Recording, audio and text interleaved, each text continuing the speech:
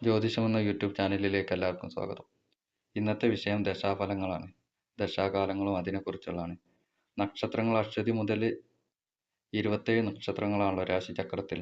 ത്രികോണമായി നോക്കിയാൽ അശ്വതി, മകം, മൂലം ഈ നാളുകൾ ത്രികോണ നാളുകളായും വരും.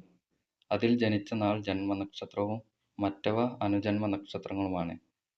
അങ്ങനെ ത്രികോണങ്ങളിൽ വരുന്ന 9 വർഗത്തിനും അധിപതികൾ രാഹുകേതുക്കൾ ഉൾപ്പെടെ 9 ഗ്രഹങ്ങളാണുള്ളത്.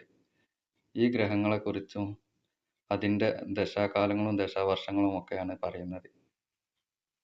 അശ്വതി, മകം, മൂലം കേതുദശ 7 വർഷമാണ്.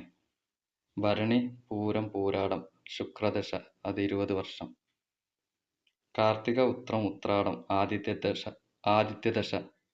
അത് 6 വർഷമാണ്. രോഹിണി, അത്തം, തിരുവോണം ചന്ദ്രദശ അത് 10 വർഷം. മകയിരം, ചിത്തിര, അവിട്ടം ചൊവ്വാദശ അത് 7 വർഷമാണ്. തിരുവാതിര, ചോതി, ചതയം രാഹുർദശ അത് 18 വർഷം.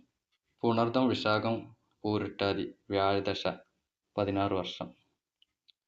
പൂയം, അനിഴം, ഉത്രട്ടാതി ശനിദശ അത് 19 വർഷമാണ്.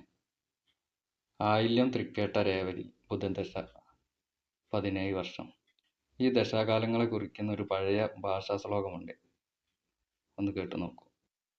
ആദിത്യൻ 6, ശശി 10, 17 ചൊവ്വ, 18 പാമ്പ്, 16 ബൃഹസ്പതി, 19 ശനി, ബുധൻ 17, പിന്നെ കേതുവിനൊരഴി, രൂപതാമതു, ശുക്രൻ അന്ത്യം.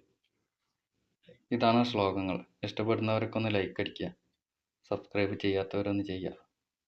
പിന്നെ ബെൽ ബട്ടൺ അമർത്തിയാൽ ഞാൻ ഇടുന്ന വീഡിയോ നിങ്ങൾക്ക് അപ്പം തന്നെ കിട്ടും.